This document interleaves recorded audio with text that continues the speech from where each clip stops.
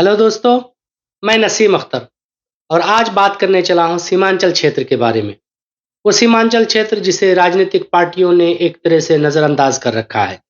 वो सीमांचल क्षेत्र जो विकास के धारे से कटा हुआ क्षेत्र है। ये एक विशेष क्षेत्र है।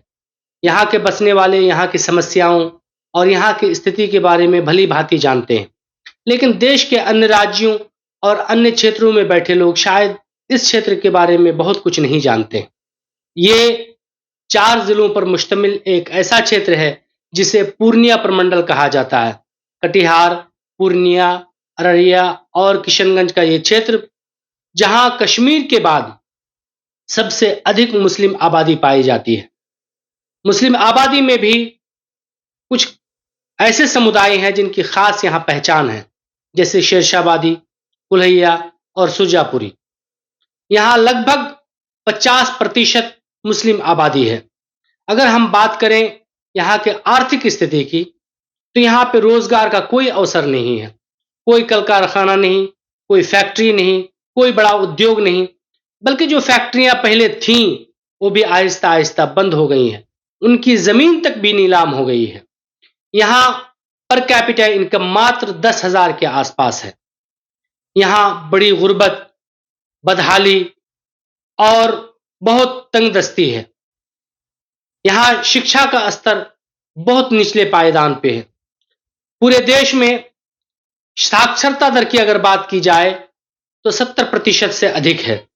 बिहार में ये 64% के आसपास है, लेकिन बिहार के सीमांचल एरिया में साक्षरता दर मात्र 54% के आसपास है, जिसका सीधा मतलब यह है कि पूरे देश में शैक्षणिक रूप से सबसे निम्न स्तर का अगर कोई क्षेत्र है तो वो सीमांचल का क्षेत्र है।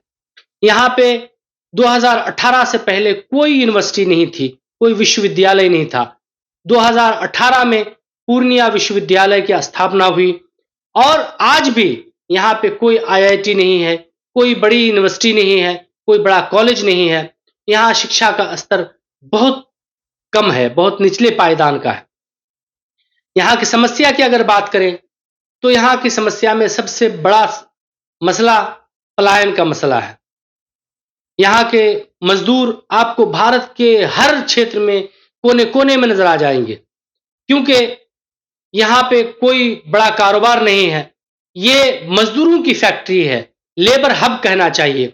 आप बिहार के अन्य क्षेत्रों में चले जाएं, चाहे दूसरे राज्यों के दूसरे क्षेत्रों में चले जाएं, आपको सीमांचल के लोग वहां मजदूरी करते मिल जाएंगे। दूसरी बड़ी समस्या यहाँ की बाढ़ की है।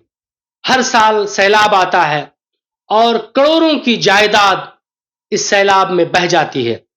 घर कट जाते हैं, गांव बह जाते हैं, लेकिन सरकारी तौर पर अभी तक कटाव की समस्या से निपटने के लिए कोई ठोस कदम नहीं उठाया गया है। हम अगर इस क्षेत्र की बात करें तो यहाँ पे बहुत सारी समस्याएं हैं, लेकिन एक बात कि यहाँ के लोग बहुत जुझारू, बहुत मेहनती और यहाँ की जमीन बहुत उपजाऊ है। यहाँ विशेष रूप से मखाने की खेती होती है, जो पूरे भारत में सबसे ज्यादा यहाँ मखाने का उत्पादन होता है। साथ ही साथ मकई, बड़े पैमाने पे मकई की खेती होती है। साथ ही ये भी बता दूं, यहाँ बड़ी किसानी किसी के पास नहीं, बड़ी जमीन किसी के पास नहीं, छोटी छोटी जमीनें होती हैं और इसी से लोग अपना घर बार चलाते हैं, अपने बाल बच्चों का भरण पोषण करते हैं। तो ये था एक संक्षिप्त परिचय सीमांचल क्षेत्र के बारे में। आज के लिए इतना ही। फिर मिलते हैं अगले एपिसोड।